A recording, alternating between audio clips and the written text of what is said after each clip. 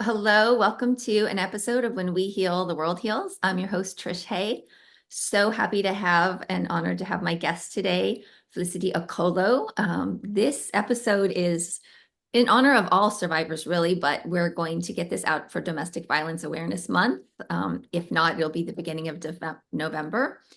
But she has a powerful transformation story that inspired me so much, and I know will help other people. And so, thank you for coming on. Felicity, thank you for being on. Welcome. I'm so excited for everyone to hear more about your story, your books you've written, your coaching, your education. Like you really are a powerhouse of advocacy and really a beacon of hope from when I spoke to you and what you shared with me on your story. So, welcome to the show. Thank you for being here.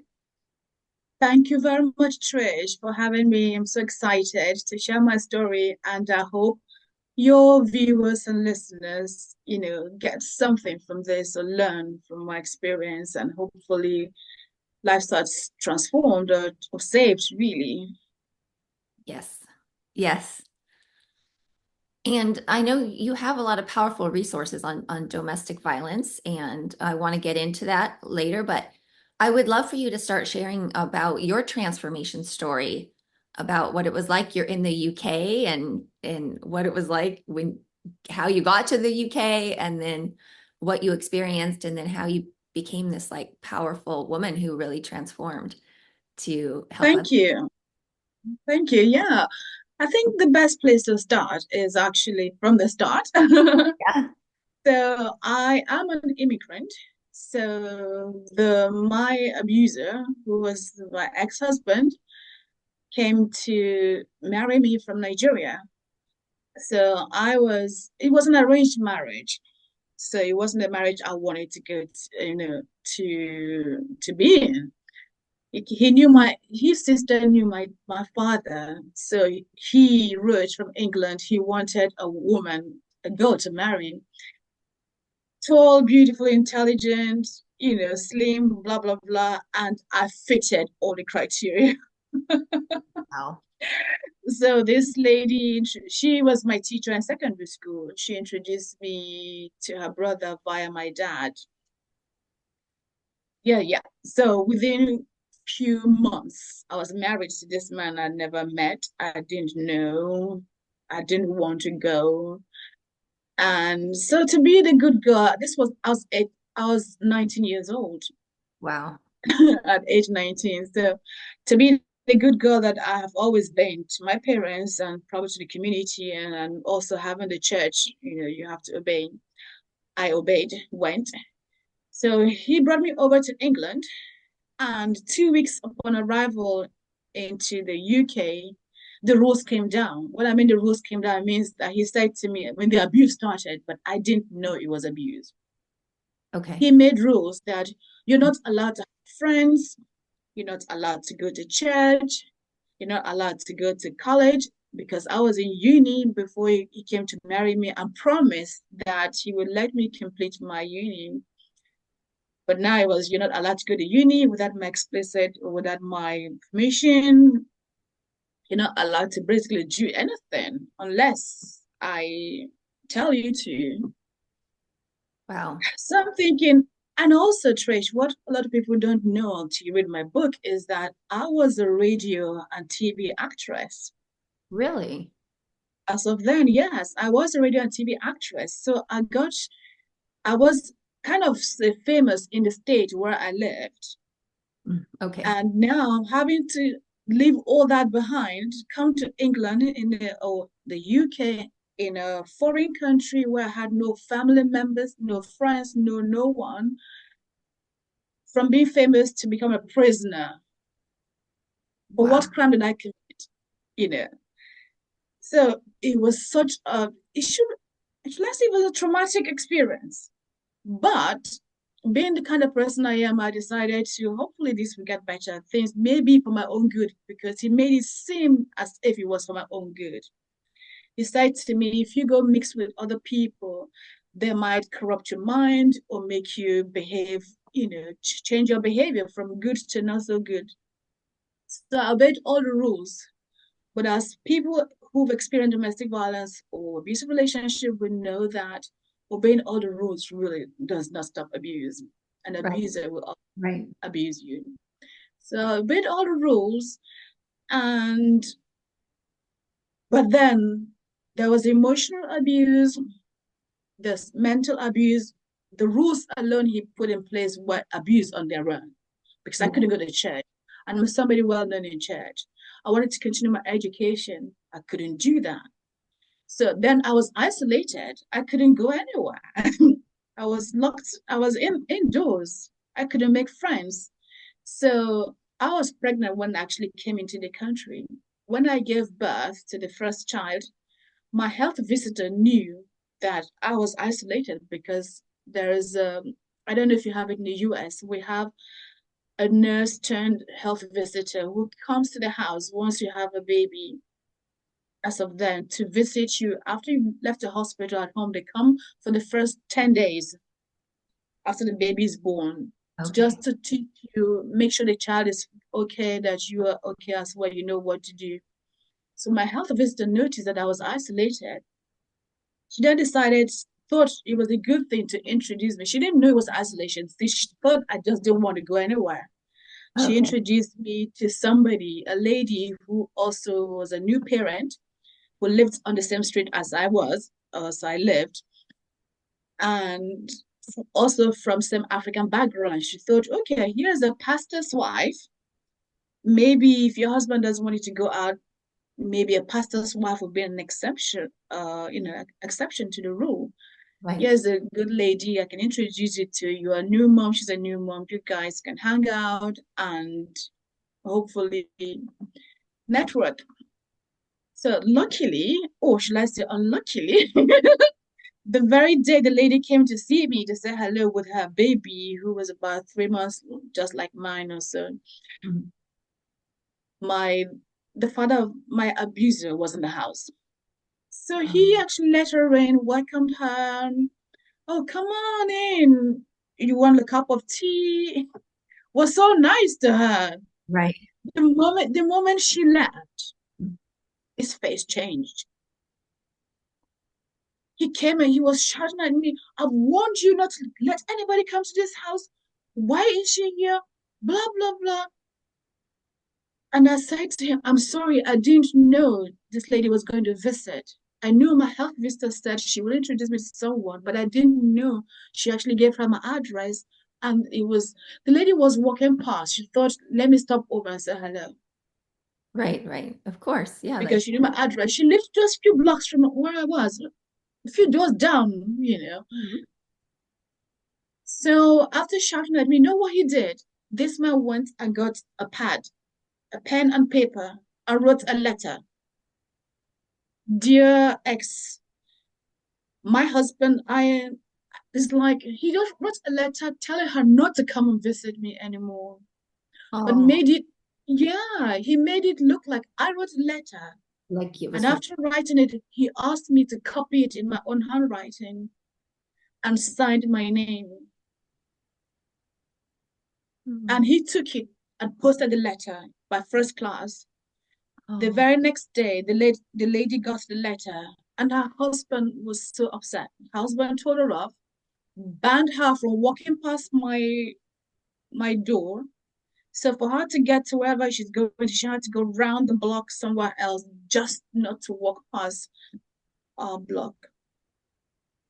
So oh, I think a few days later, I had contact with the health visitor. I said to her, please, please, could you plead with that lady that I didn't write that letter? This is what happened. She said to me, don't worry, Felicity, I know you wouldn't do that. I know oh, you wouldn't do that. So she told, she apologized to the man and his wife that there's no way Felicity will write this. And so that was the abuse, creeping on.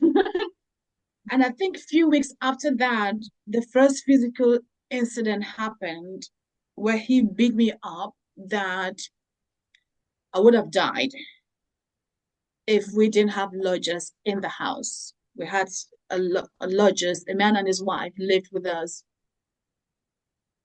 And that's when I knew that I would stay.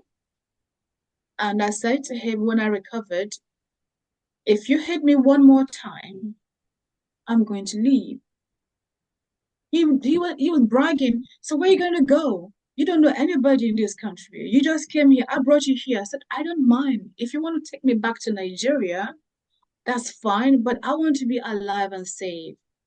My parents don't hit me. And then he went, yes, actually, your dad said that he shouldn't, told him not to hit me because if he does, I might leave him. And I said to him, really? My dad warned you, but then you did what you did. You could have killed me. At age 20, Trish, I would Wow. have died. I would have died at age 20. I only remembered this last month as I was doing some write up about a talk I was going to give. I remembered that I just broke down crying Oh, because I said to myself, imagine all the good that I've witnessed, that I've experienced. I would have missed out on all of this if I had died at age 20 when this man was hitting me. I laid on the floor. Do you know, Trish? I used to think that when you are being beaten, when you're hurting, you cry, okay? Because you're in pain. I never knew there would come a time where you're so much in pain, you're so beaten that you can't even cry. oh, I laid on the floor then, being beaten, that I couldn't cry anymore. I just felt I was dying.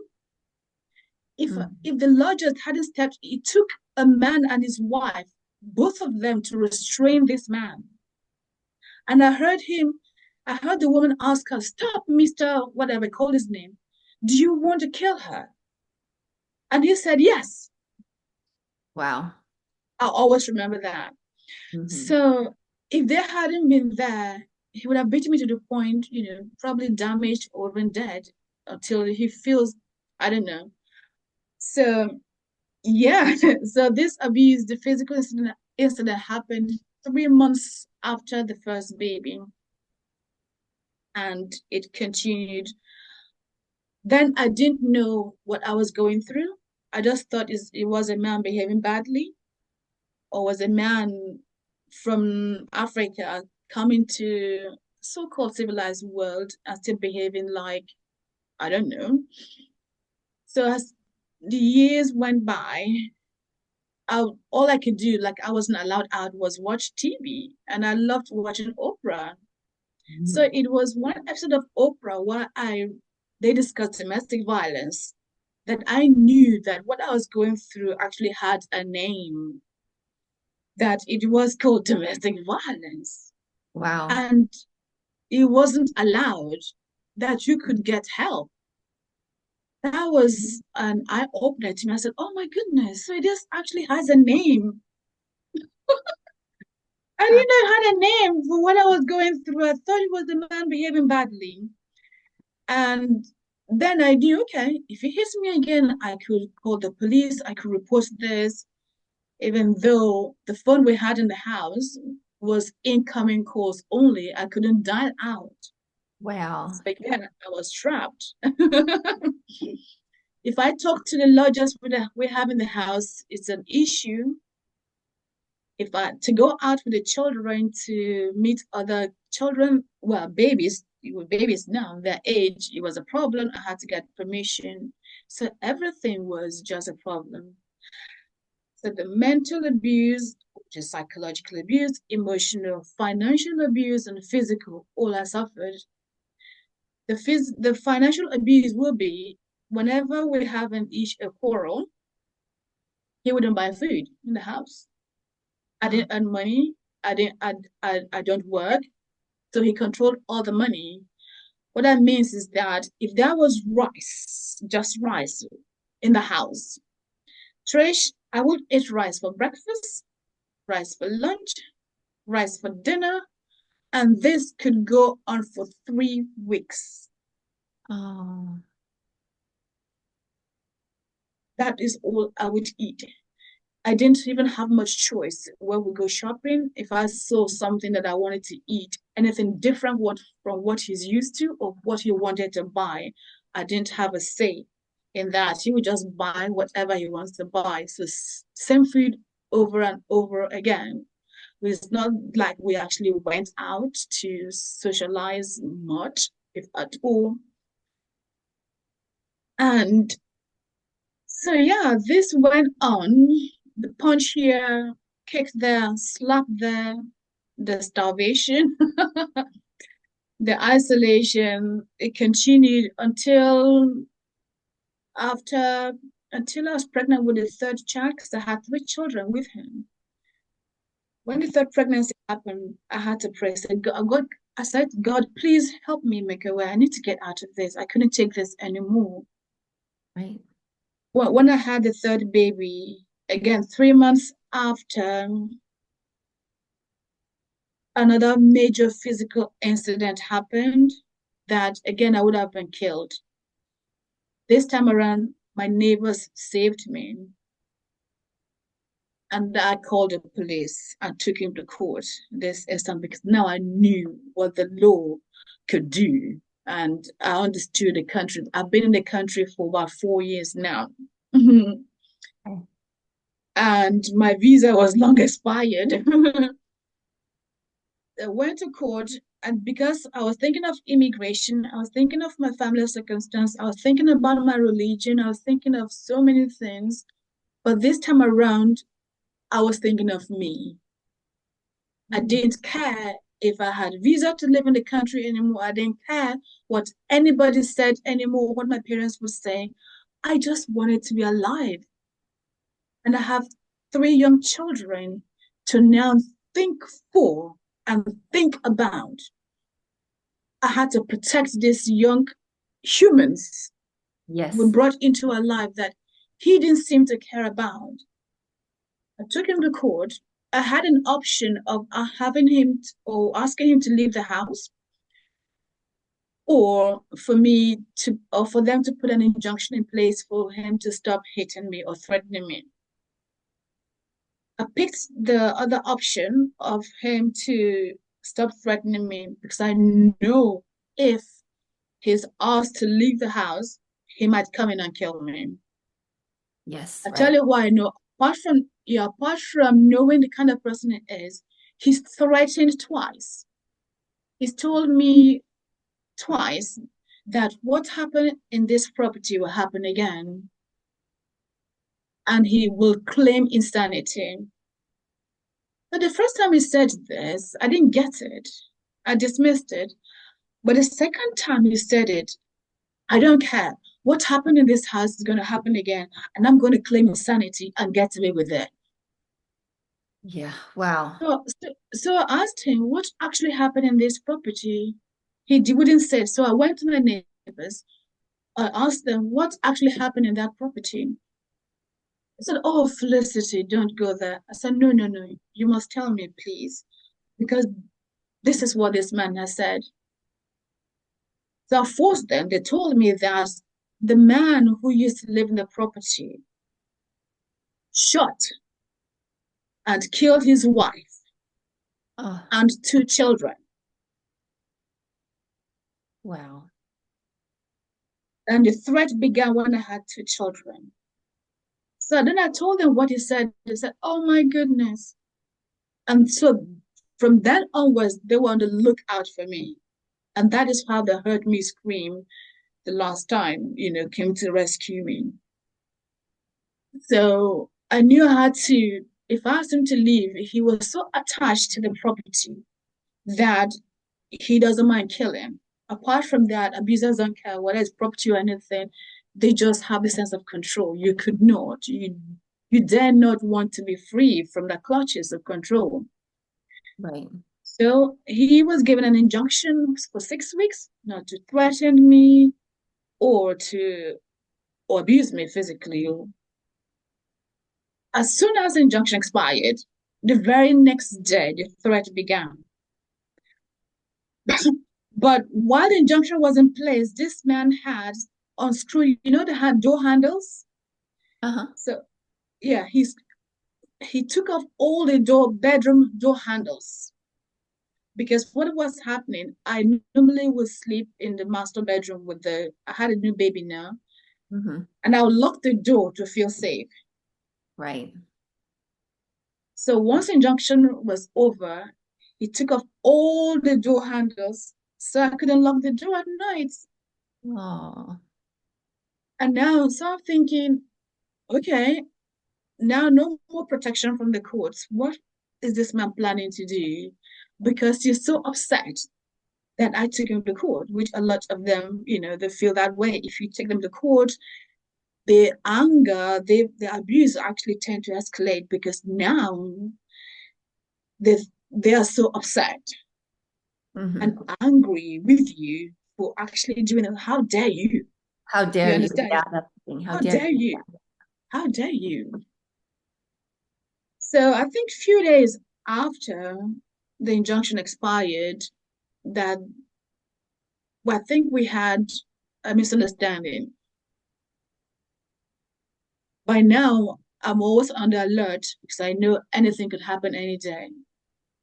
Mm-hmm. So this night, I'll tell you the incident. It's so petty because abusers look for any excuse to abuse you. Okay. In a Nigerian culture or tradition, when a woman has a new baby, there's a particular kind of food you have to cook for her to help with lactation. So they cook spicy food for her. And come this time around, we were cooking separately. So he was cooking his own food, I was cooking my food. So, Trish, just so you know, I have three young children and they're all under the age of 4 or 3. No, no, yeah, 3. Wow. So, because each year I was either pregnant or I just had a new baby. This was a young mother who had no clue about anything about parenting. So there I was juggling two young children and a newborn baby and to clean the house, cook, whatever. So this evening, I've already finished my food, cooking my food, getting the two eldest children to bed when he came into the kitchen and looked around. I've not had time to do the dishes. Mm-hmm. He then came in and wanted to cook. So I said, fine, go ahead. I'm just finishing up, take the children to bed, and I come back and tidy up. Oh no, he couldn't wait. So he went, there were other pots or saucepans there. Excuse me. There were other pots he could use to cook his food. But what did he do? So he went and grabbed my own pot, the pot that I've just used to cook my food. He grabbed it. And then I asked him, what are you doing? He said, I want to pour out the food. I said, why? Because he wants to use the pot to cook. Then I asked him, are you going to clean the pot first before cooking your food? He said, yes. So why don't you just clean any other pot and use? Mm-hmm. He said, no, he wants to use that same pot. I'm thinking, I said, no, it ain't gonna happen. So I grabbed the pot of my food, then went out of the house and put it in the boot of my car. I said, there are so many pots here you can use. Mm-hmm. If you're gonna clean that pot to cook your food, why don't you clean some of that pot? I'm still sorting out the children. Once I'm done, I'll come and tidy up. Oh no, he began talking. I said, fine, I'll let you do whatever you want to do. Grab the pot, put it in the boot of my car. He flipped. He went up. He was really upset. He then came back. He then left. For that reason, before he left, he did some activities. He took the knife, the hammer. He put everything away. I didn't know. How did I discover the hammer and knife was missing? We had a washing machine in the kitchen that the knob was broken, and I was using a knife and hammer to twist it and switch it on. Mm-hmm. But when it was time for the last wash, the hammer was missing, the knife was missing. It Mm-hmm. didn't, then it clicked. It registered that I am in trouble that night. So that night, before going to bed, I had my jeans on, with my clothes on, my keys in my pocket. I went to bed, just covered myself. He came back at about 2 o'clock at night. I didn't know. Took off my duvet. I felt cold and opened. He was standing over me. He then said to me, "Go and get the pot you took to your neighbors." I said, "Okay, what do you need pot for?" "He wants to use the pot." I just knew. I said, "Okay, fine, I'll go and get the pot," but I didn't take it to my neighbors. Let me go and get the pot. Because he didn't like my neighbors by now because they assisted me taking him to court, you understand? So he had an Right. issue with. So I got up from bed, but he wouldn't let me get up. He was blocking my way. So he stood really, this close to me. So, okay, please, okay, move. Could you just move? Let me go get the pot. He said, "Yeah, you can go." But it was still in my way. So, but how am I supposed to go and get the pot when you're still in my way? So I moved to the left. He moved with me, moved to the right. I couldn't leave the house. I couldn't leave the room.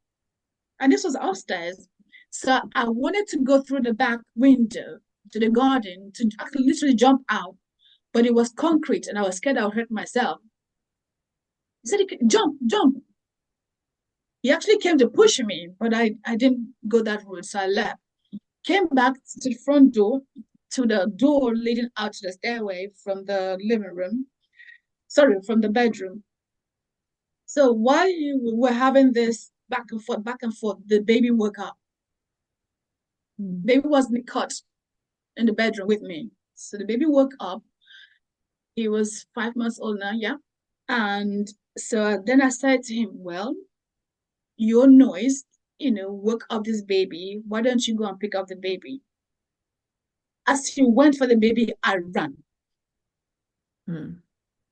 I ran out of the house, ran downstairs, jumped in my car, and drove without the headlamps on so that he wouldn't find me.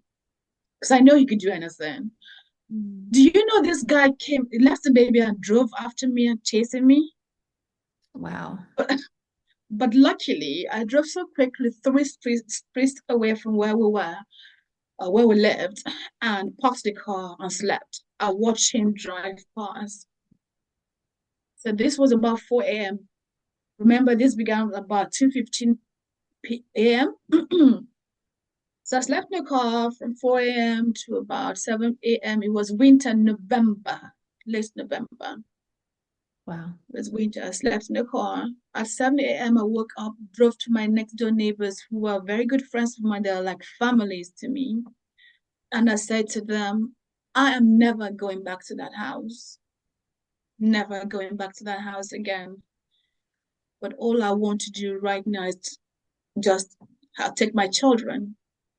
But it took about 2 days for me to be strong enough on my own to go and get the children. So they took me to the council, to the government, basically called the council, and they gave me a refuge to stay for 2 days. After that, I said, "I think I'm ready to take my children now." So I called the police. Two police officers came with me, and we went back to the house, picked up the children and our clothing with nothing else. And that was how I left. So when I left, the children were, um, was it 3.5 years old, 2 years old, and 5 months old. Wow. And that's how I left the relationship. So as I was leaving, he said to me, "You're going to come back begging me. You can't survive in this country. You couldn't do anything. You're useless as usual, all the names and everything." I said to him, like people from Nigeria would say, "If you see me back in this house, if you see me coming to beg you, please cut off my legs."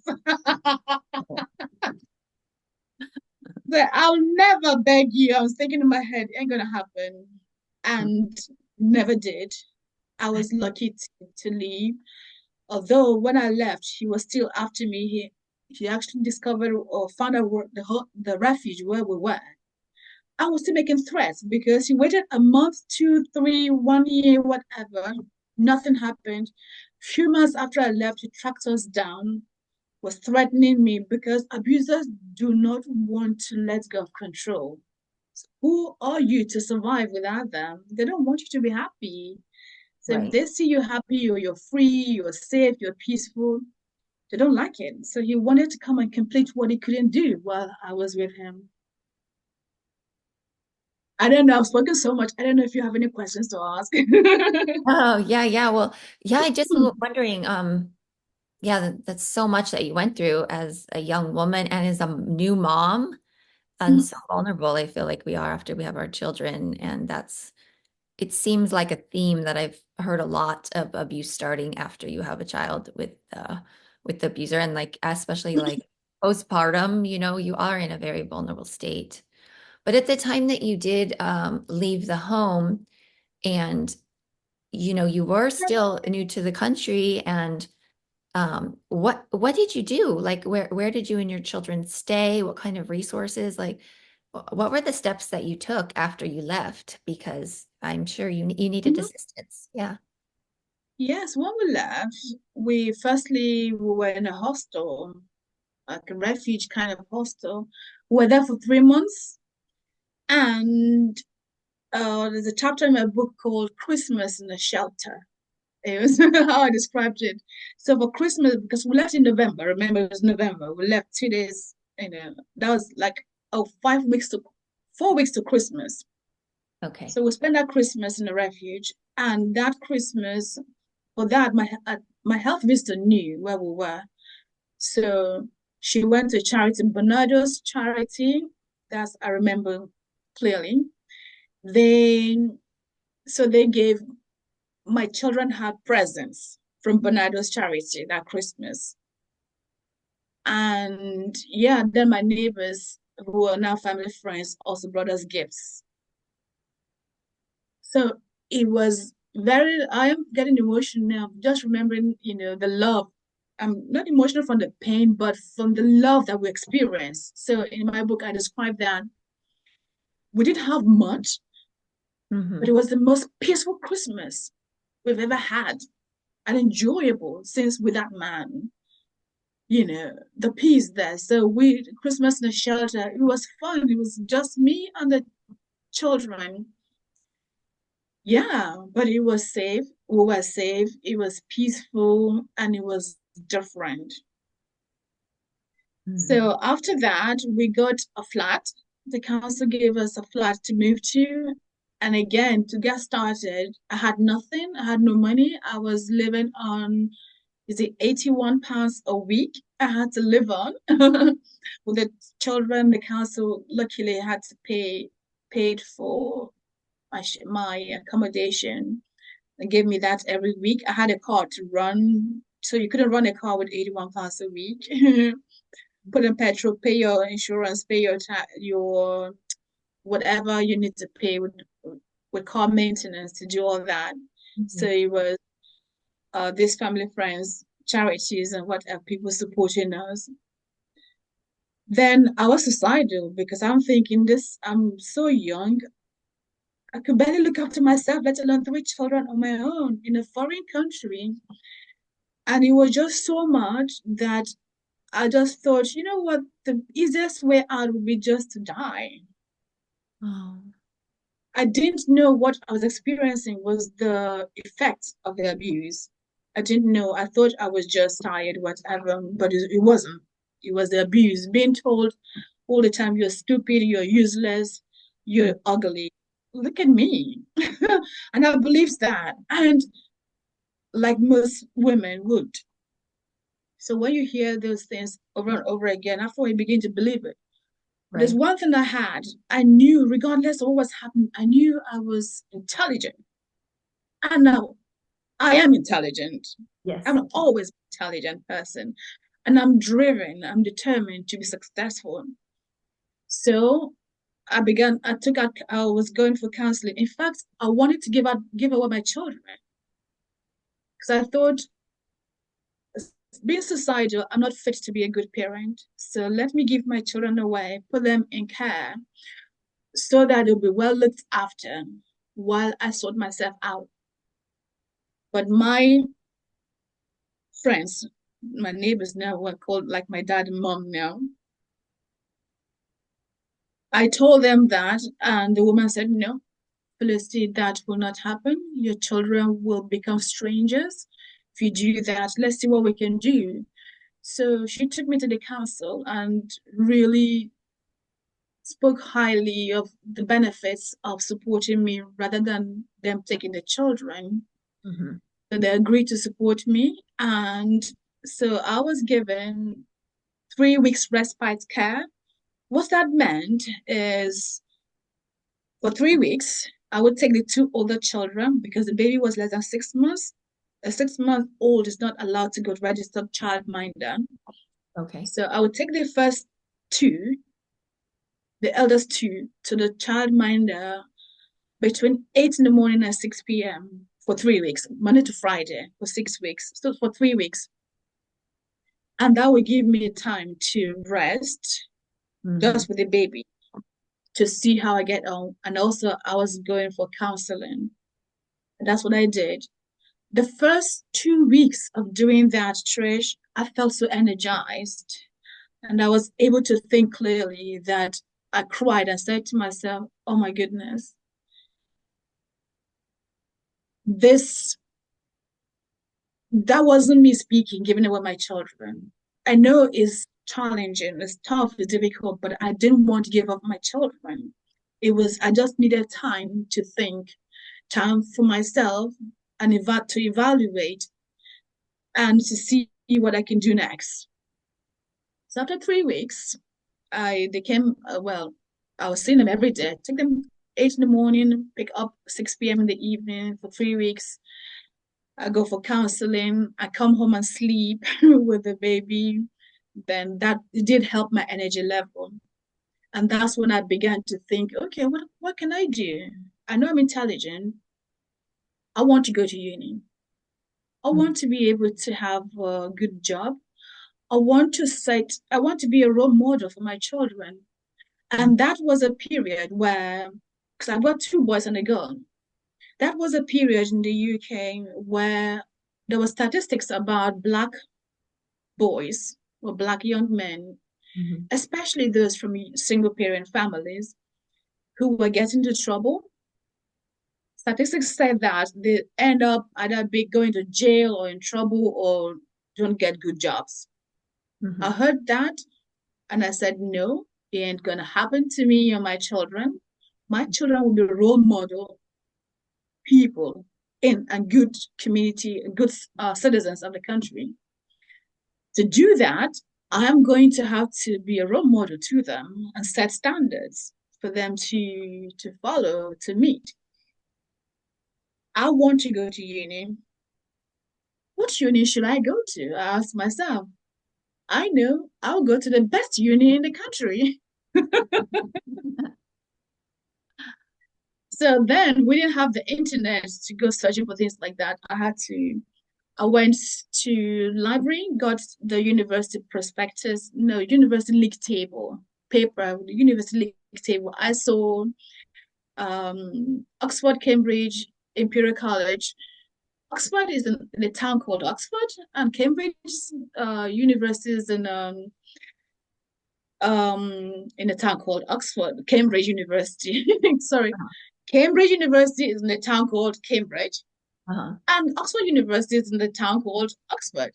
While Imperial College is in London, and I lived in London, I did not want to move to any of those. And besides, Imperial College is a specialist in science, which technically they are number one because they're specialist in science. And also, then I watched University Challenge where Imperial College came top, number one, because and they beat Oxford and Cambridge. So I thought that is the university I want to go to. That's the college I want to go to. I love that. And I know.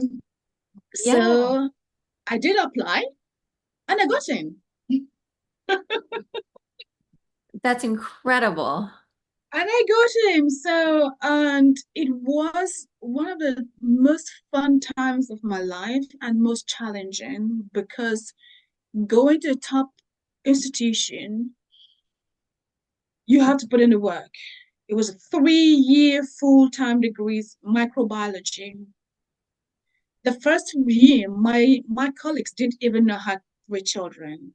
And Right. I came out top of the class as well. A lot of them, you know, yeah, let's say I was good competition for them. I still got an honors degree. So though along the way, because I was overworking, stressed out, sometimes I worked weekends to make getting extra money. This all happened while I was still under threat of deportation. And the abuser, ex-husband, the abuser was still, coming to disturb me, taking me to court and still terrorizing me, put it that way. But I didn't let that stop me. I had a goal. I was very focused. I needed to get that. And I am very glad I did. There was cost, but soon as after I left, I finished university, my health, I recovered because I had developed high thyroid because I was overworking. I wasn't resting enough. So I got ill. But once, a few years afterwards, everything was normalized. So I'm fine. Yeah, so that's what I did straight afterwards. I had to go to uni and I'm glad I did. And I went to the best science institution in the country. And I'm very happy and proud of myself, if I can say so myself. Yes, that's incredible. And that's just such an incredible, inspiring story of um, a couple of things there, like how important it is that women have a rest, having young children and being in that situation. You're in survival mode. And like you said, you don't even have time to process your emotions. You're just in all this trauma. So for you, I'm so glad that you're here, and that you had those resources and the the friendships in the community. I think that's so important to have community, but that you could have that time to get some counseling, rest for yourself, to even then have the clear mind to create a vision. Because I think it's so important that we get resources and help because young or just moms, when you have young kids, it is really hard when you're alone and then you're getting all of these threats. So it seems so incredible that you had this small window of assist, but that was enough that you could then see a vision for your life, which I think is amazing after everything you went through, that you were just like, not only am I going to go to university, I'm going to the top university. Like, what do you think is within you that you just knew that? Like, what was the drive that you knew? Like, I'm doing this. I'm going to the top. I'm worthy of the very best. Because, like they say, if you um aim for the is it aim for the moon, you just Mm, might hit the stars. So if you aim for the best, maybe if you don't make it, but you get close that. And besides, I like having the best mhm. because the best is there for you for anyone. So why not aim for it? It's not for those people, it's for everyone. You Yeah. understand? And also, like I said, I wanted my children, I wanted to create a benchmark. I want to create a high standard for them. Mhm. And truly, even before graduating, if people see me with my children, they begin to judge. Oh, here she is, a single parent, blah blah blah. But if once they find out I'm studying, and then I tell them what I'm studying, Trish, respect. Mm. The respect that they just switch. Oh my God, you are imperial. You're an imperial student. So that is really what I was looking for. And I wish a lot of women, we, should I say, have the drive, the Mhm. belief to be that determined. Some do not. So, and really, that is what I am. the essence of writing my story, the essence of telling my story, the essence of coaching women who have Yeah. been through this, them recover and really putting that drive in them. Because we as women, um, we it says to educate a woman is to educate a nation. Okay. Yes. But if that woman is battered and Mhm. not mended, how could she educate a nation? Right. How could she do her duties as a woman? Hmm. That is my drive to helping women who have gone through abuse to be able to mend, not just survive, but thrive now and be able to do your role, to perform your role as the woman to educate a nation, to build this country, to build a nation, starting from building yourself up and then the children that you are raising, because they are the future of tomorrow. And then you can create a business or excel in your job, whatever you do, impacts your community. Yeah. But if you're not mended, you couldn't do any of that. We lose out so much from women not being mended, or it's taking so long to mend them, to heal them. Yeah. And I would say what I think is so powerful is just what you shared, your story, and women seeing you did it and what you've been through and you sharing your story so people don't feel so alone. Mhm. Because I know when I was in the midst of a lot of abuse, I did seem like other people get to have this certain kind of life, and for whatever reason, I'm not going to have that kind of life. And it was a lot because of the damage to the brain, because of the abuse, kind of felt like this is my lot in life or something. I don't know. But I think that now the power of connection of like you wrote your book, which we'll talk more about, but just you sharing your story of everything that you went through, the obstacles, and that you were able to heal yourself and to me the power of a mother too, what we will do, that mother strength of like I'm going to find a way for my children. But it's not just for our children, it's for the next generations, it's for the world, like you said, women being empowered, having the education, having the influence with the voices in society is really critical for making a better world. And of course, like a Mhm. byproduct is naturally that our children are going to see that too. They're going to change their expectation for their life and create different partnerships and then their children. So I feel your story is so powerful for because you really had so many obstacles.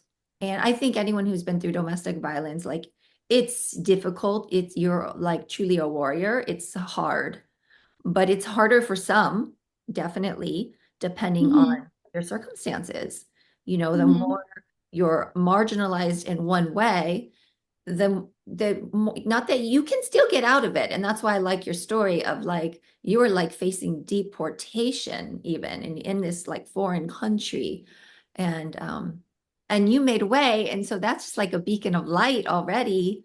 For me, it inspires me. And I know it's going to inspire a lot of other people. And I know you have people you have impacted with your work as well. So after you graduate, you get through uni, this university, we call it here, and Mhm. this degree. How old are your children then? And then what did your life look like at that point? When graduated, my children were they were under 10, isn't it? Under 8. I think they're probably under 8 or so. Or yeah. Okay, three and a half, 4, 5, 6. Yeah, under 8, under 7 when I graduated. So they came. I don't have a photo to show, but I don't think they want that anyway. So yeah, they're over 20s now. So my children are growing up now and they're successful in their own ways. So they're happy and they're very proud of me. They have not, I don't think they can, should I say, some of the courage to read my book. Ah, They don't want to read it because they feel too much emotion. I've told them the story and telling them alone because they witnessed. the first two witnessed the last attack. Mhm. They did witness that, especially the eldest one. He witnessed it. He actually was the one who went to call my neighbors to rescue me. So he saw that happening, Wow. and the witness punched her and that. The first two. Only the baby didn't have a clue of the abuse because I left when he was 5 months old.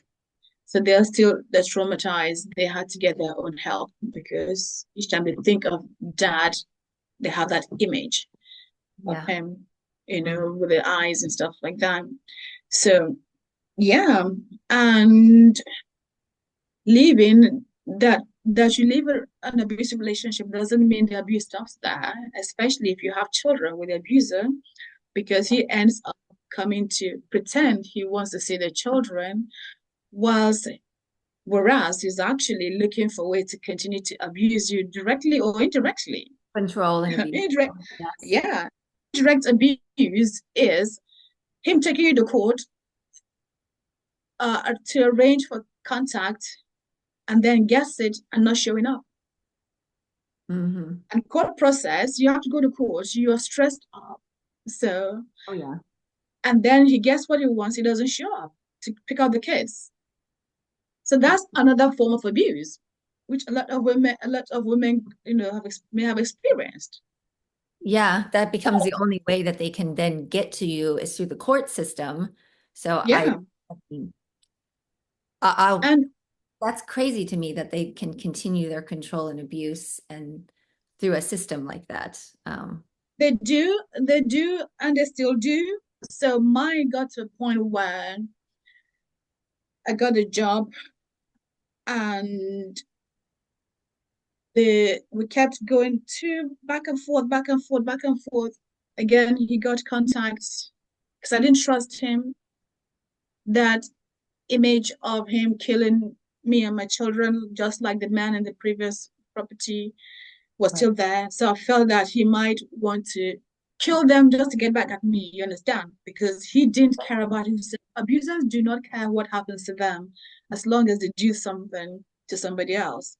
Uh-huh. Because, and then that period was when a lot of men, I've had 2 or 3 cases where these men, abusers, had arranged contact with their children and then killed them just Hmm. to get back the woman. So I was really scared during that period. That's why I decided for him to have contact with the children, it has to be at a control center called contact center in the UK. So it's just a place where there is supervised Supervised. contacts. Okay, So yeah, you that's can go sit there for 2 hours, spend time with them. There are people there supervised and make sure the children are safe. So I'll take them and wait in a separate room. So he goes to see them and then we go back. So this continued for almost a year or so, just to put my mind at peace and also for the children to kind of reconnect with him after a couple of years. So, but then he wanted to have for them to come to visit at home. So he had to go back to court again. To and fro. I didn't have issue with that. My issue is, are you consistent? Are you going to be safe? Would you quit saying negative things about me to the children? mhm. Those three concerns, I had very valid reasons to have those because whenever he sees the children, he would say rubbish about me and they Mhm. would come back upset. Or when he sees them, he feeds them junks, they'll come back hyper. I have to deal with them. Or when he sees them, he will the they'll come back filthy or basically the behaviors will change. You have to keep mending. So you are it's like 1 step forward, 2 steps backwards with their Yeah. behavior. Those are things that a lot of women face. So one time we were back and forth with court. I was paying from a little I was earning from my job. Remember, I was looking after these children on my own, and he Mhm. doesn't give me a penny towards their welfare. So we come and see them. To me, there's a Bible quote I love so much. He who does not sow should not reap. Oh, And Paul says, he who does not sow should not reap. totally believe that, and actually have my own addition to the code. Actually say, if you go and reap where you do not sow, it is either the sower gave you permission, or if the sower doesn't give you permission, it means you're a thief. So this man was reaping where he did not sow, because I was looking after this child, and he had the guts to take me to court. I was not paying. I was paying to go to court. I'm not sure how the system worked, but it was not fair. So from the pressure of going to court, me working extra hours to make ends meet, taking care of the children, I developed another illness, Mm. constant migraine. So every now and then I would take a day off work to go to court, or I might leave work early. Mhm. And so one time it was so bad, I felt bad because I didn't want to take time off work again. I was so bad, I went into work. Again, the migraine was so bad I couldn't even see what I was working on. So I decided to go and take permission to go home. As I got up, that was all I remembered. So I woke up, saw myself on the floor with paramedics over me in the office. Wow. And so I asked what happened. They said you fell. And oh, okay. Means I fell, collapsed on the floor and passed out. So when I came round, the paramedics were over me, just let me lay down there. Trish, as I lay down there, they were still examining me. The CEO of the company, a woman, and the CFO, the Chief Financial Officer of the company, walked in. And to get to their, I was lying across maybe the path to get to their seat. It was an Mhm. open plan office. Do you know they had to walk over me? They Wow. literally walked, I was here, they had to walk over me to get to their desks. And they never stopped to ask what was going on. Oh, that's sad. The man, the CFO, who is the husband of the CEO, he asked me maybe 2 weeks later. But the woman, till tomorrow, till today, has never asked me, what really happened to you, Felicity? How are you feeling? She Wow. never did, a woman.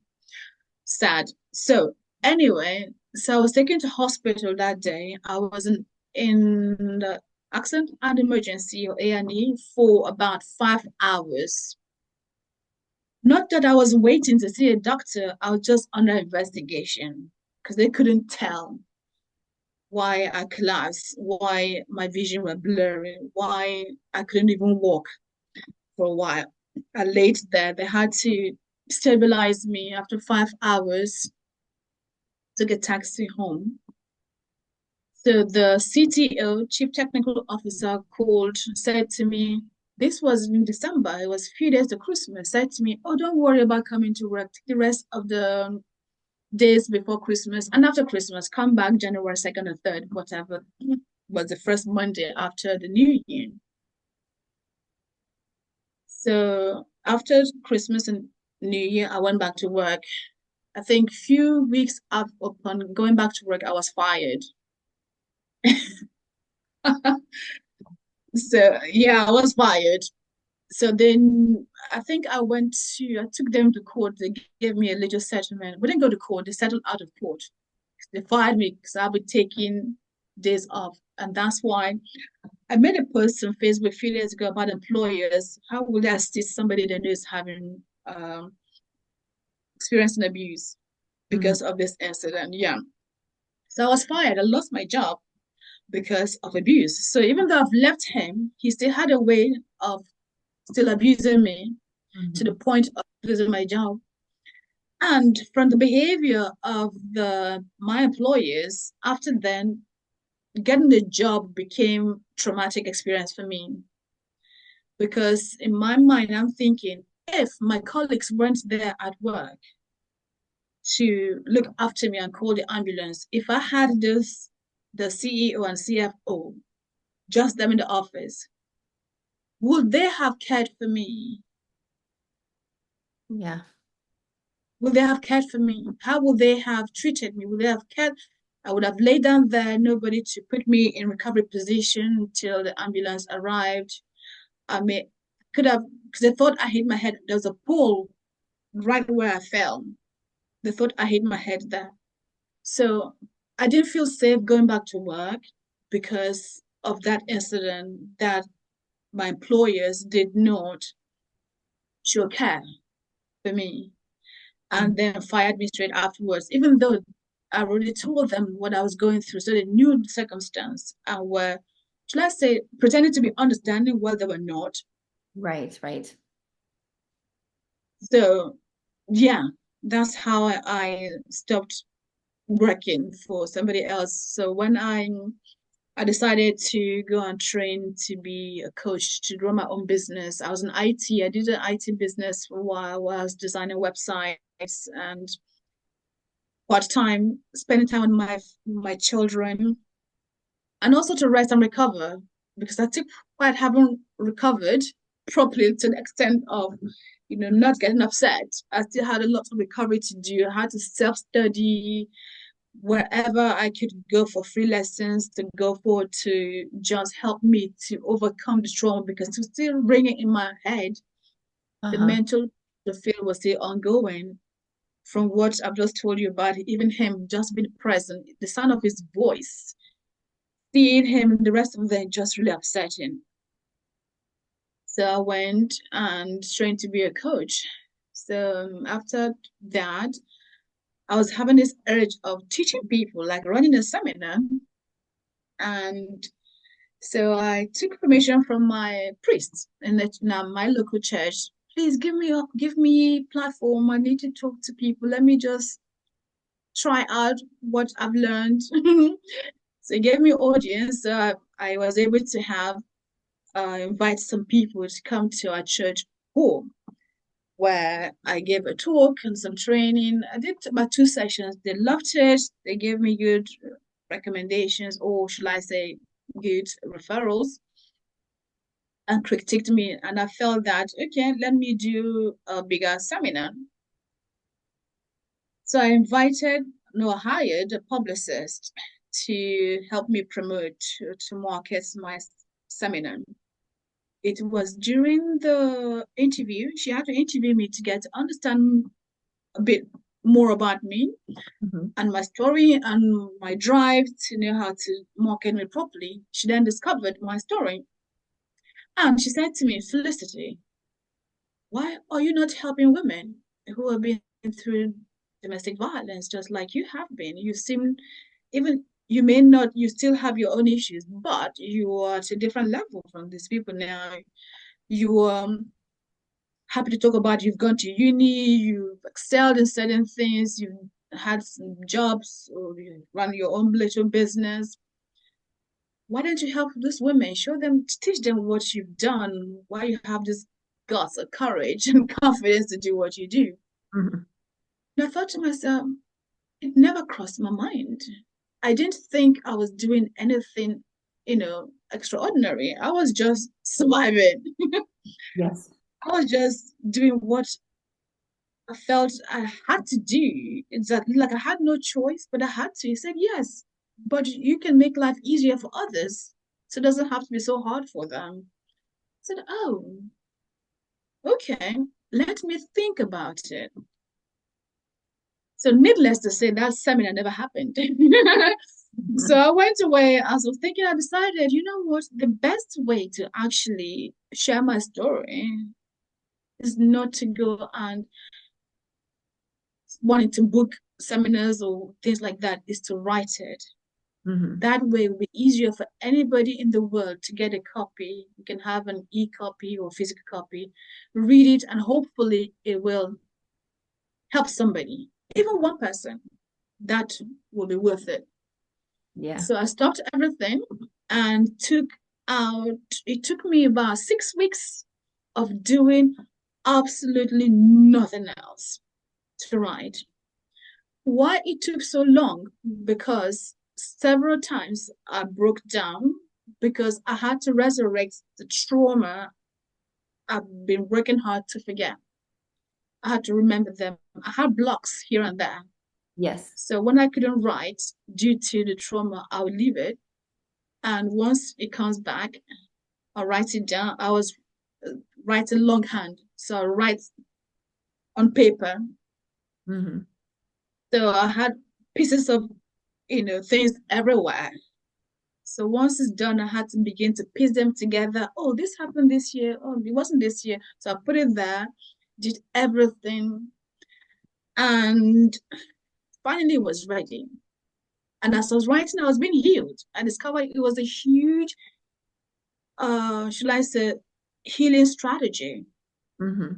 to actually write a story because I felt that is now out of me onto paper. Hmm. So when after being proofread, edited everything, I thought, you know what?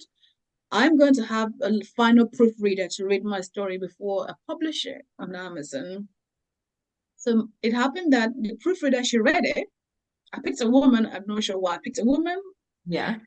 And so it took her a few days to read. And she then wrote to me, Felicity, it was first that I read your book. She said she's going through similar thing I went through. That is, she left the abuser, but he's still abusing her indirectly via the child they have together.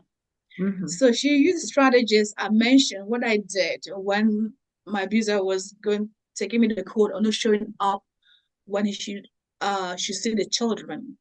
So because in the book I actually wrote, this is what abuser strategies, this is my strategies, this is what I recommended. I would have done that I didn't do, but now I know better. This is what to do. So women learn what to do. And she said, I am going to use strategies from your book to help me that I've considered has helped you, is going to help me. Thank you very much. You actually saved my life from this. And reading that, I just cried. I Oh. said, oh my goodness. One life that I prayed for has been saved or transformed even before the book was published. Then, thank you, God, it was worth the pain of writing the book. Yeah. And then this book has helped a lot of women across the UK, the US, part of Africa, Nigeria, especially that I know. It's Hmm. been helping a lot of people. Yeah. I love it. I love that you did that because many years ago, I also survived domestic violence, but leaving was just the beginning of then all these court things, and I was just in survival mode, but I always felt like I'd look at other women also in the system and I'd be like, I want to help them somehow. But I hadn't even figured out. I was just reacting to the thing. You're in survival mode. So I love that you wrote a book to share because then people can be prepared. Okay, if you leave and you have children, these are ways that he's going to potentially still be trying to affect you. And if Mhm. you have that foreknowledge, even, it's like then you can strategize and have a plan and not be so just like, oh, I'm shocked I have papers. Oh, like you said, I had that with you have to tell your employers and they don't understand. And then it affects everything. I mean, it affects so many things. But so I love that you got to see it helped somebody before you even published it, that you really Mhm. you were determined to put it out already. But yeah, how healing that is that you helped this woman, and that you wrote this book. And say the name of the book, please. And for people that are watching, if you could show a picture of it. And of course, I'll link Mhm. your books, but Yeah. My book is called It Is My Life and I'm in Charge. Somehow it shows funny backwards, isn't it? It's available on Amazon. It's called It Is My Life and I'm in Charge. uh-huh. We've got a paper version and was other one Kindle version as well. So yeah. Okay. Yeah, I'm going to link that. That's wonderful. And any other people that shared stories, from the book? Any other people that you heard from, how it affected them after you got the book? Yes, there was this in Nigeria. I know a lady, there's a charity I was working with, and so I gave her some books to sell. So sometimes she gives the books away. She said to me, Felicity, do you know your book touches one book touches 10 lives? Those Mm-hmm. who couldn't afford it. So the one person will buy the book is easy read. Mm-hmm. And so some people read the book in 2 hours, some in a day, 4 hours, depending on how much time they've got that day. Because and the way it's been written,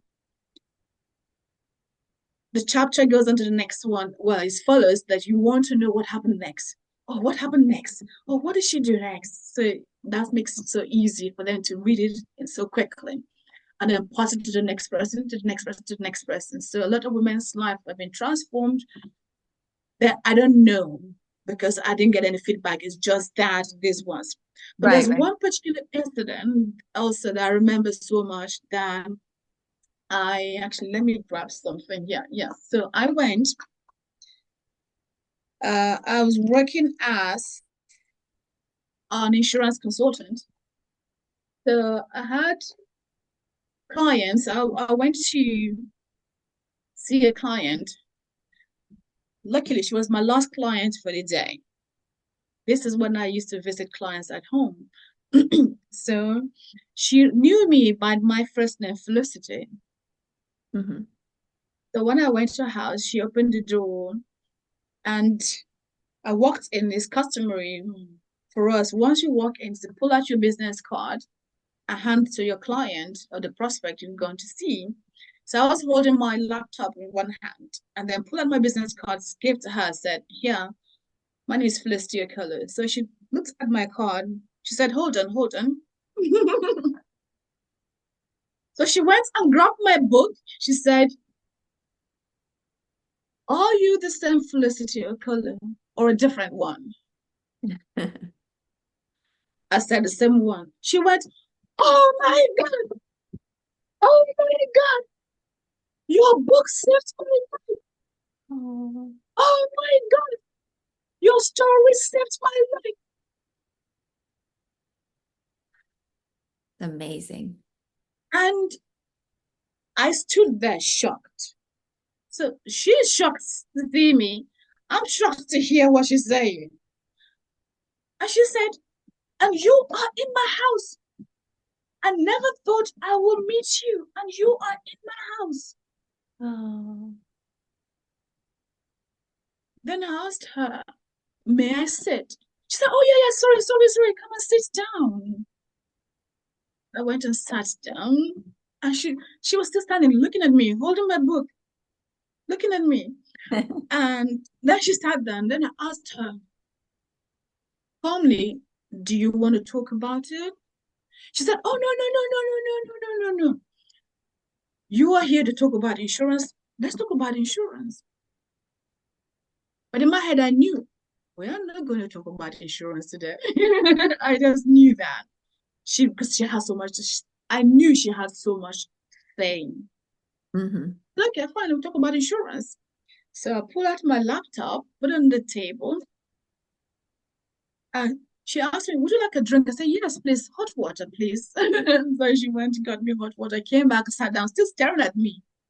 I can't believe you're in my house. So I opened my laptop. Then she began speaking. Do you know how I got to know about your story? She said to me that a friend of hers, who she'd been telling about her situation, watched an interview I did on TV about my story, Mm-hmm. said to her that, why are you always complaining about your husband abusing you? Look at Felicity, this lady called Felicity. This lady called Felicity. She's an immigrant. She had deportation. She was on a threat of deportation. She's an immigrant. She doesn't have family here. She's a younger person, than you. She was able to get out and doing amazing stuff now with her life. You go online, buy her book, read it, and see if it can help you. I stopped complaining. So she went to Amazon, bought my book. She said to me, as she's reading the book, when her husband returns, or when she hears him at the door, she will hide the book under the sofa. Yeah. So he doesn't know. It took her about 3 weeks to read because she reads, bit by bit. Yes, secretly. So I believe as she's reading, she's getting courage. She's learning strategies and getting stronger and stronger and stronger. So when she finished, she then said to the man, I think it's time for you to leave. Mm. Why do I say this? It's like it's not that it's funny, but it's just quite interesting that she said she had to tell him, you have to go. I can't take this anymore. And that is why she said my book or my story saved her life because it gave her courage. It Mm. gave her hope, knowing that it is okay. You can survive. Mm-hmm. And then knowing that, because in the book I wrote about people are afraid of the unknown, but the unknown is actually a good thing because it means you have a clean slate, which you can make known. You Yeah. can write anything you want on that slate. You understand? Yes, yes. Yeah, so the honor is actually a beautiful thing. So you decide before decide what you want to do. Like I was thinking, being a radio and TV actress, this man always put me down.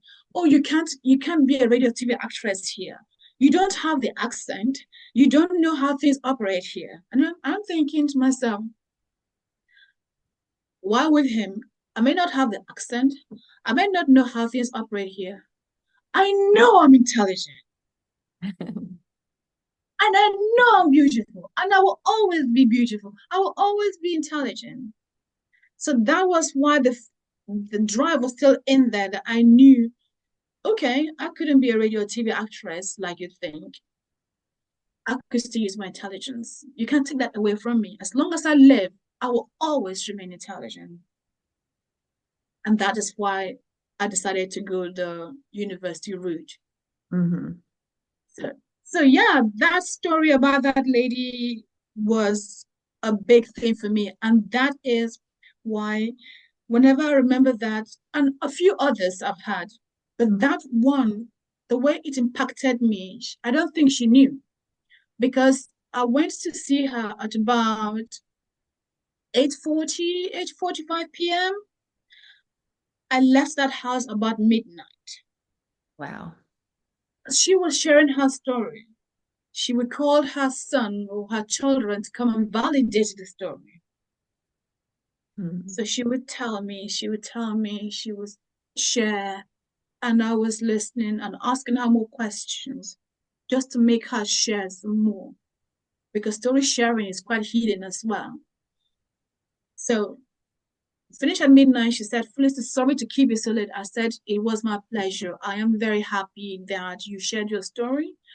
And I'm very happy that you gained value, or like you using your own words, story saved you. It wasn't my intention. I never thought I would meet you too, but I am very happy to meet you. So, and if you need anything, I'm here for you. We're still in touch till today with this lady.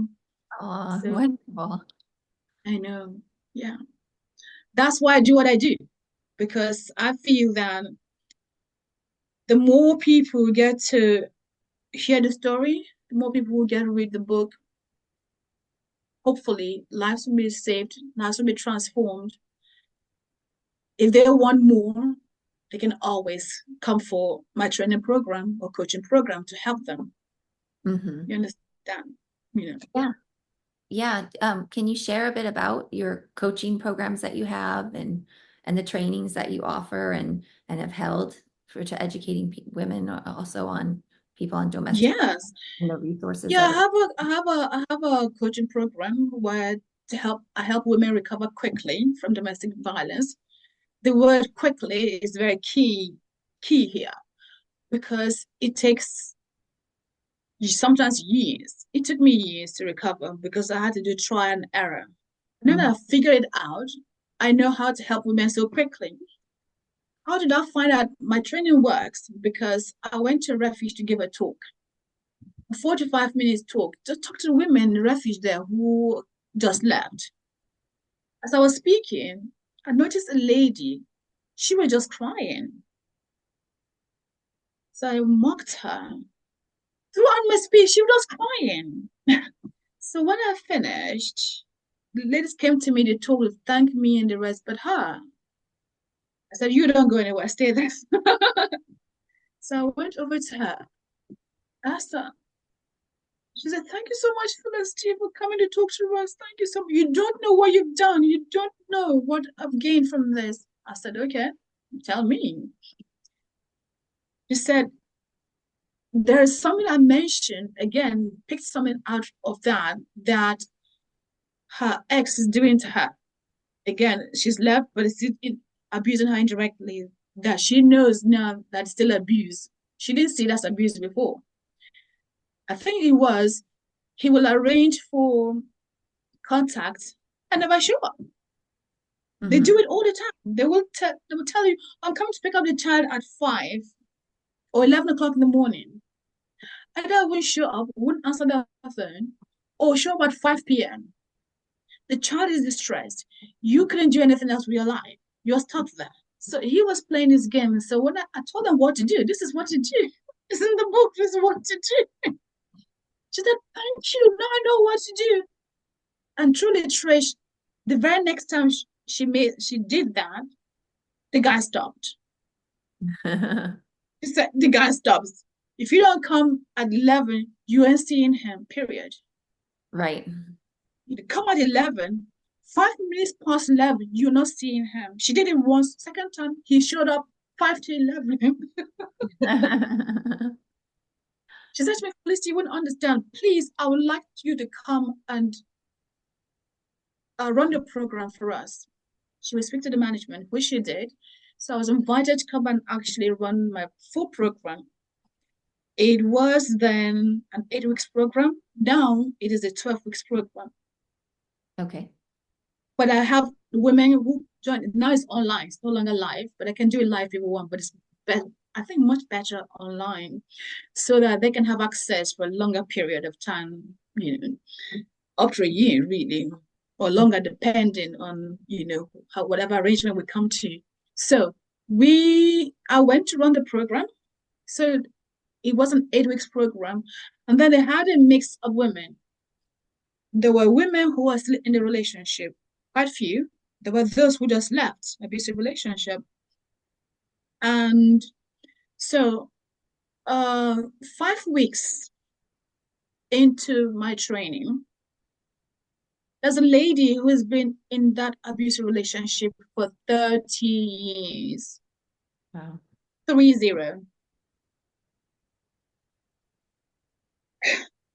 And when I discovered that, I was really appalled and shocked and thinking, I stayed for 4.5 years. It was 4.5 years too much. Hmm. How do people stay for so long? I've seen women 10 years, 20, now 30. This woman turned 60 in my class. Wow. I'm thinking, then I said to her, or asked her, how much longer can your body tolerate this? Can your mind tolerate this? She couldn't answer. She said, oh, Felicity, oh, the children, the culture. I asked her, how old are your children? Your children are over 30. They have their own life. You, how much longer do you think you've got to live? Would you continue living like this? The man, it wasn't so much of a physical, but it's the mental and emotional and financial abuse. So after 5 weeks, the next week class, she came early as she was the first one to show up in class. I was writing on the board, topic for the day, what we're going to discuss. And she came and said, oh, Felicity, I want to talk to you. I said, okay, give me 3 minutes. Let me finish writing on the board before the rest of the students arrive. And once I'm done, I finish, I turned to her, okay, you have my full attention. What would you like to share? She said, Felicity, I've left. How do you mean? Yeah, I've left the man.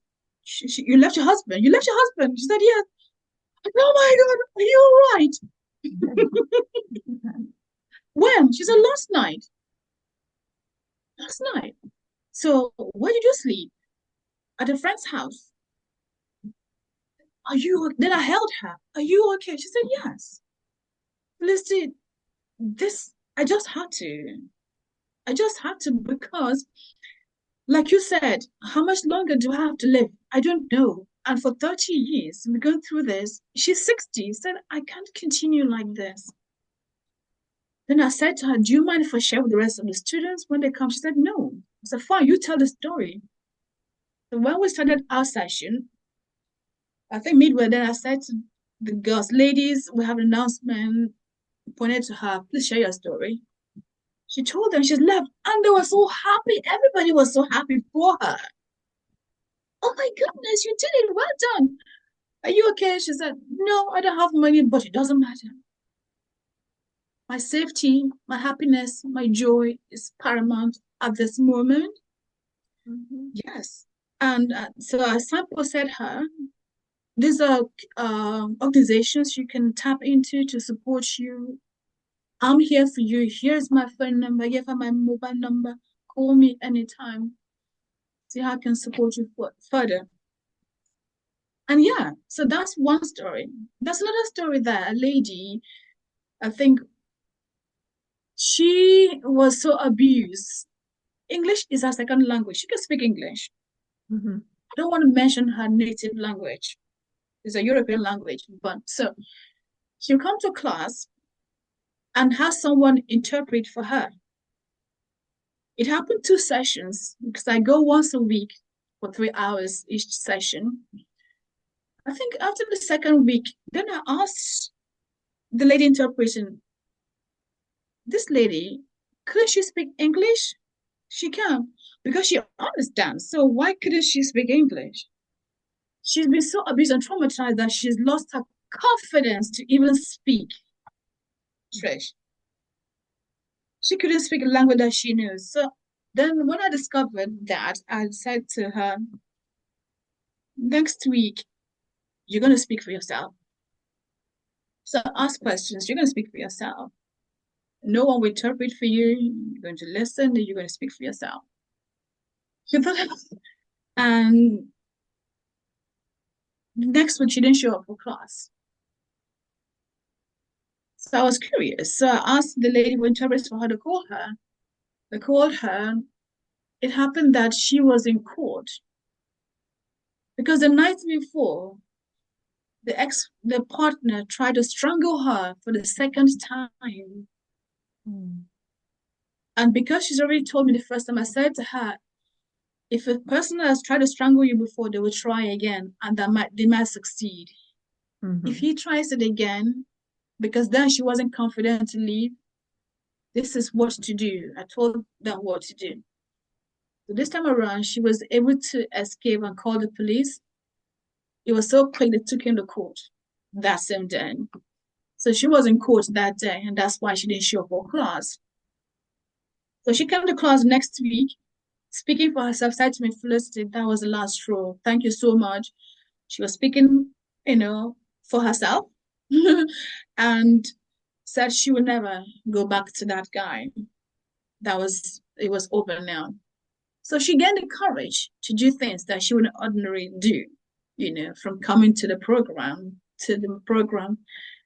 That's like, there's so many other cases there that women within a few weeks of coming, they were able to gain courage, to gain confidence. The self-esteem was returning because I said to them, when I left, my self-esteem out of 10 was -0, was -2. Mhm. I had to build my self-esteem 2, 0, 2+1, 2 till I got it to whatever level I feel that it is now. And I said to them, come, learn the tools that I've got. It will help you. Even reading the book alone help people that have increase in self-esteem and confidence to do things they wouldn't do. Mhm. Let alone seeing you having come into the program and teaching you more things, not even in the book. The book is a story with a few strategies. The program is well structured that would target their belief system. why they think the way they think, why this abuser does things they do, what they can do to counter that, how they can cope, again, to help their self-confidence and self-esteem, ultimately the self-love, so they can recover very quickly instead of taking years. Because we want people to recover quickly so they can actually go out and enjoy life Yeah. and be the woman they should be in this world, to be the woman to educate the nation and create a happy society for themselves, for their family, and for the community. Oh, that's beautiful. That's so powerful. And I really feel like self-love and self-esteem is so important in general in life, but especially when you are in a domestic violence situation, it happens that it just keeps going down and it does make it so much harder. And being around other people and being in your program like that, that's very powerful. Because when you learn to really love and value yourself, you do also, yeah, you get more courage, but you also know like this is not okay. Like this person can't do this. Where, like you said, somebody could be in a relationship 30 years, but like slowly over time, that just becomes normal to them because they just bring either they already had low self-esteem because of the way they're raised, or that person will just beat them down like psychologically, emotionally, physically. Like it takes a toll, and people really need an advocate and a voice for them just to help them to get their voice, So Mm-hmm. I love that you did that and you're doing more programs. And I'm in the US and you're in the UK. You had shared a little bit with me about what resources are there in the UK Mm-hmm. for women. There is a hotline people can call. Can you Mm-hmm. share a little bit about what that process is like in the UK, what number people can call, and then what they can expect? What Right, so can I'm just getting the number out actually on my phone. So it is called for National Domestic Violence Helpline. Mhm. The National Domestic Violence Helpline in the UK, the number is, I think you are the best to have it attached somewhere there. I will. 08, it is a free phone number, I think. Yeah, it's 24 hours a day, 24/7. So 0808 2000 247. So it's easy to remember. 0808 2000 247. Okay. National Domestic Violence, Domestic Abuse, Domestic Violence Helpline, same thing. Domestic Abuse Helpline. That's for the UK. Okay. And just to let people know that it works, I've used, I'll tell you a story. Um, one Saturday morning, as you should chill on a Saturday morning, I was chilling. I was doing my relaxing routine. I was grooming my face and everything. Luckily, she called before I put on my mask. I was about to I'll do my face. I was about to put on my mask, and my phone rang. And so I heard the voice on the line. It was quite faint and shaky. I thought it's like somebody crying. I said, hello, hello. She said, is that Felicity Okolo? I said, yes. I'm sorry to disturb you on a Saturday. But she started crying. Okay, it's fine. It's okay. You're not disturbing me. It's okay. How may I serve you? She then said, oh, a friend of hers watched my interview because on a TV interview I did. I let them put my number. That is how concerned I was. I just didn't care if anybody might, stalk me or use my number. I just said, put my number there. You never know who might need this number. Mhm. My number was on the screen. So she said to me that her friend watched the interview and said that the interview is on YouTube and my phone number is there. The friend asked her to go and watch that interview and get my number from there to call me to see how I can help her. She said to me, Felicity, that the night before the husband tried to strangle her for the second time. As we speak, she said, or she continued, she's not able to turn her neck from the strangulation. Then Mhm. I asked her, she's safe where she is. She said, yes, she is. She's at the office. And the phone she has is not hers because the man confiscated her phone. As we're speaking, the line went dead. Called her back. She didn't answer, but now I began to panic and said, "Oh my God, I didn't even tell her what to do. I had to rescue her. I didn't." Luckily, 10 minutes later or so, she called back. She said the phone battery was low. She had to charge it some more before calling back. And she then told me what this man did. He tried to strangle her before. This was second attempt. She doesn't know what to do. By now, she was crying and telling her story.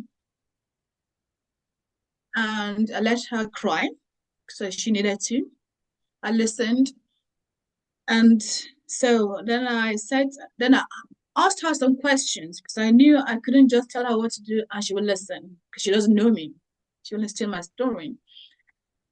After asking her some questions to prepare her mind for what I'm about to tell her, I sensed that she was ready to listen to my counsel or my advice. Then I told her, I'm going to tell you what to do right now. Then actually I asked her, do you want to live? She said, yes. Are you sure you want to live? Because I'm about to tell you something that you probably haven't thought about doing and would change your life forever, but you must be willing to do this. Promise me you're going to do it. She said, yes. It's like, okay, fine. I'm going to give you this number. Take it down. So I gave her this number, National Domestic Violence or Domestic Abuse number 0808 2000 247. Read it back to me. She did. So fine. Call them once you finish. Do not call anybody else. Do not tell anybody else what you're about to do. Call them, and they should be able to support you immediately. Once you call them, call me back. Are you okay? Let me know how you get on. I'll be very happy to see that your children are safe. She's got two children. So she said, yes, fine. We hung up. 10 minutes later, nothing. Half an hour later, I called the number. It was dead. Then I remember what I said. I don't call anybody else. And I knew they wouldn't let her call anybody else. So I relaxed. A week later, she then called me, said to me, "Oh, Felicity, thank you very much. Thank you so much. You saved my life. That I'm sorry I didn't call you back. They asked me not to call anybody." I said, fine, I know. They will ask you not to call anybody else. So what I did, once she called them, they asked her to stay where she is. So they went there and picked her up, went to the house, picked up her two children and a few items of clothing so the man wouldn't know they're gone. So they asked her, where would you like to go? She said, as far away as possible. So they had to move her to a different part of the country. She said to me, Felicity, we don't have much, but we never had so much peace like we did in the past 1 week. So the children are so happy that no threat of violence, not that they probably act like a mouse when this man comes back home. They are free, they're happy, they have peace. Oh my God, they've never had it so good. So thank you so much. I said, no, I'm so glad to hear that you are safe and well. That's all that matters to me. Stay in touch. Oh, that's powerful. Yeah, I know. That's powerful. So I'll urge women, call this number. I don't know the level of assistance they have, but I think there's still access to people. Do not doubt that. Call them. They can come to you. They will find a way to get to you. And I believe also in the UK, we have the police department who are specialists in domestic violence. So they are good. In the UK, they take domestic violence seriously. I'm not sure about the courts. Sometimes the courts still disappoint. But no woman, if you're going to report the abuse, you want out, you get the assistance you need in the UK. You get assistance. Also, if you have immigration issues, do not think you will not be assisted because you have immigration issues. Please, women, really, because men have taken this as another tool of control. Right, right. They know that you have immigration issue. They know that they think you'll be afraid of the police and you will not report the abuse. It is not true. In fact, because you have domestic violence, because you experience domestic violence, your immigration issue say you could actually be given leave to remain in the UK for your Oh, sake. Yeah, you that's could be. A lot of people have been, I've heard lately. So if you have immigration issue, as long as I don't know how, if you have an immigration issue, whatever kind of issues you have, you're experiencing domestic violence, do not stay quiet and be killed or seriously injured because you're afraid of what might happen to you. As for me, I said to my abuser that I said to him, I'd rather be deported than to stay and tolerate this. I was ready. mhm. So I'd rather go, but the system, like I've just said, do not be afraid to report. You will not be deported. If you experience domestic violence, there's help out there for you. Again, if you scared of you can't the number you want to reach out to me for further assistance, reach me, Felicity Okolo. I'm the same all over platform on social media. Mhm. You will see me with a red blouse with a plus in my hair on Facebook, on Instagram, on Twitter, on so not Twitter, on TikTok. Okay. On LinkedIn, I'm wearing a suit with my hair out, like afro out. So you can reach out to me if you want to reach out to me like this woman did. I don't think I'm displaying my number now because my number, I'll get too many calls. Oh, yes, yes. No, I'll link all of those social medias, things here, Yeah. books for everyone. And thank you so much for being on the show, for sharing your story, for really shining your light, and your mission is impacting, like you said, you've seen the fruits of your mission already, but there's so many numbers of people that you, like you said, you'll never know, you'll never meet. And Mhm. even interview, I'm sure many people are going to be assisted, and um, that there's hope, and that they can be free, and that they can live. Like you said, they want to be alive, but then you really want to be free to really live and create a life. And your story, and I love it. I love that you are powerfully advocating and sharing that, and helping you take your trauma and transformed it, your life, and then you're helping other people to transform.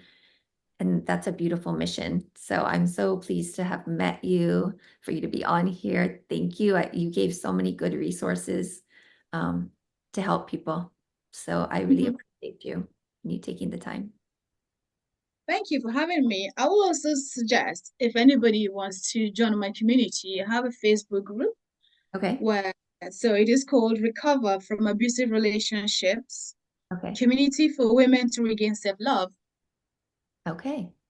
So recover from abusive relationship, community for women to regain self-love. Or if you don't remember that, you can just go to Felicity to my So page, your well, Facebook, Facebook.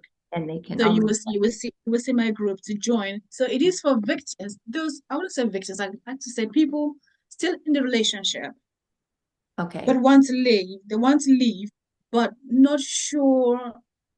Again, not they're worried about the unknown or Mhm. strategies how to leave safely.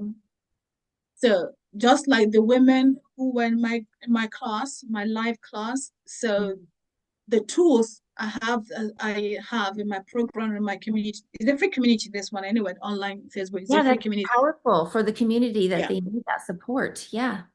so they can come learn some tools that will assist them. If they want to leave, then they're free to. If they want to stay, they can mend the relationship. Great, but either way, they have a resource to support them.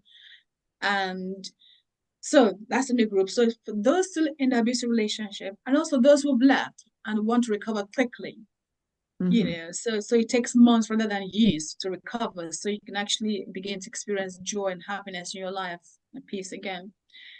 So for those still in the relationship, they know that yes, you can quickly recover from this trauma. Yeah. So there is hope, Hope. and Yeah. enjoy life again. That's why I made it that way, not just for those who've left, but for those who are still in there.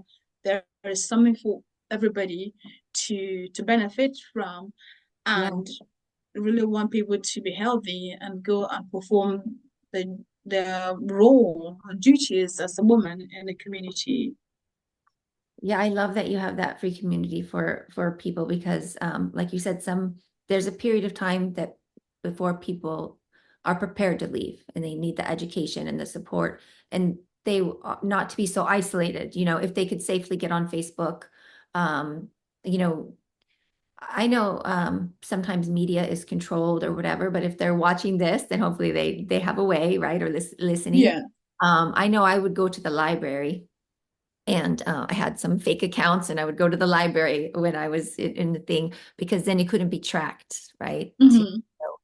Um, yeah, I mean, if people need to make a fake profile, go somewhere else to get on somebody else's computer, just so you can get some support and know you're not alone. Okay, again, thank you for being on the show. Is there anything else you want to share with the audience before we say goodbye? Well, not much, just for them to reach out, for them to know that there's help out there. You can get help. Again, if I've done it, if I've survived it and thrive, I'm still thriving and doing well, you too can, just like you, Trish, as well.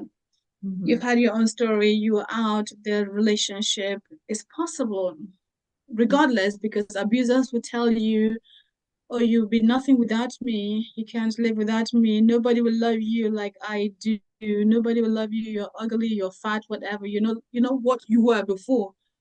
It's Mhm. all lies, just to keep you in their control. Yeah, So don't believe them. And I'll say never ever tell an abuser you are about to leave them. They become more dangerous during that's right. that period. You don't tell them what you're planning to do.